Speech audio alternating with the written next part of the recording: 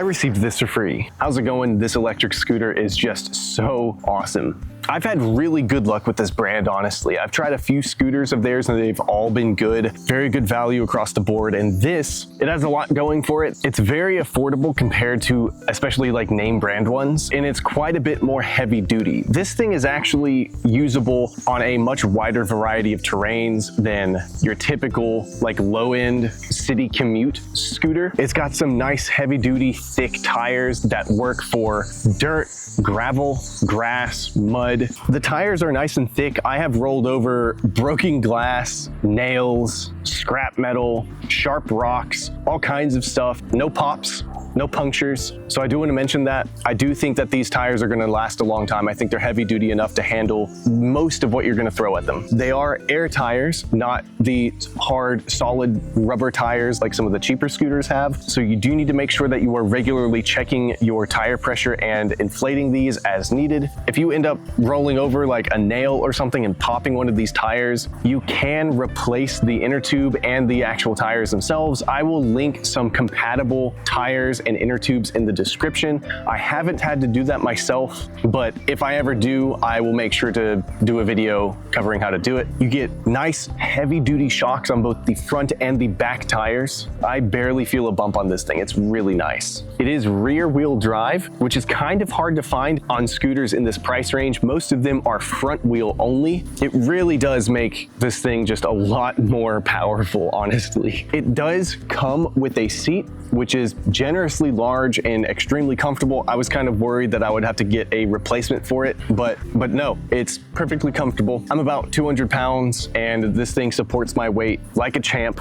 The seat itself also has a built-in shock absorber as well. So it's just, everything about this is designed to give you a smooth ride. It's just, it's so nice. So this is extremely important. I need to make sure that everyone understands this. The way this scooter folds is actually different than most other electric scooters. To fold this up, you do need to remove the actual seat. Fold that down, push down the lock right here. It will then lock into place and you are able to lift it up and carry it around. Now, this is the important part. In order to unfold it, you cannot just push this and then lift it up. It won't work.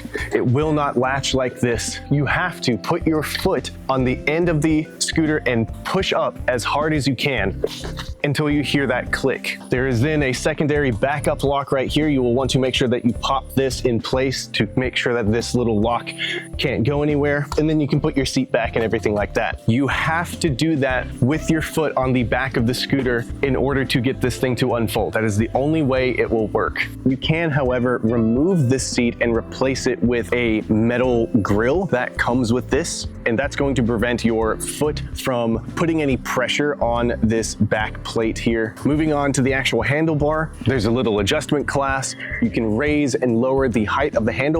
This is great because you're able to just do it on the fly. Doesn't require any tools at all. You get both front and rear brakes. Most other scooters in this price range only have one or the other, so I appreciate that. Then there's the built-in display screen, which gives you your current speed limit setting, Bluetooth indicator, and you can also toggle between your total trip length or your average speed. That's cool. I like seeing that. It comes with a phone holder so you can have your GPS up while you're commuting without obfuscating the screen at all. It all comes together very nicely. Controls are very simple. It's super easy to learn. Hold down the on button, it turns on, and then you've got the throttle here. On the right side, you have a toggle for the lights.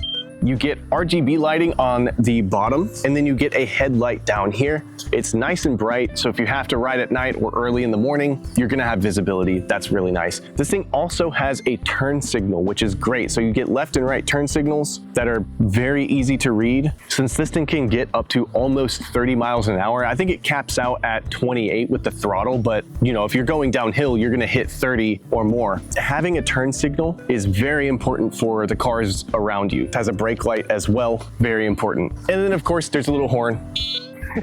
Pretty cute.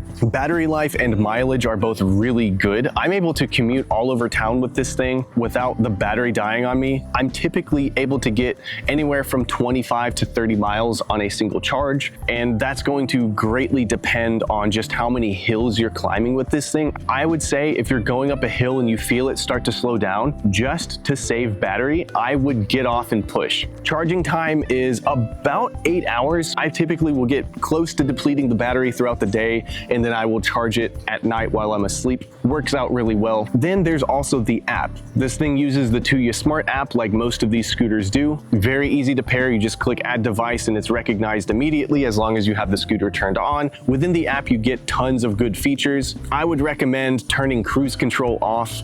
I just prefer it that way. Keep smart mode on, and also make sure if you are going to take this thing to maybe the store or something, make sure you switch it to park from within the app. That will disable all of the controls on the scooter. None of the buttons will work, and you can't even turn it off. It will be completely locked in place until you hit the park button again to unlock it. That's very important if you're going to be bringing this with you in the public. This thing is pretty heavy. It's got some real weight to it, so build quality is good. It is light enough to carry around, of course, but compared to a lot of other like small city commute scooters, this thing definitely has a lot more weight to it. So yeah, this is great. I love it. I've been driving this thing almost every single day. It's been extremely reliable so far. I think that this is an excellent value, and the fact that it is usable on a wider variety of terrains than just pavement is it's great. Good stuff. Definitely worth checking out.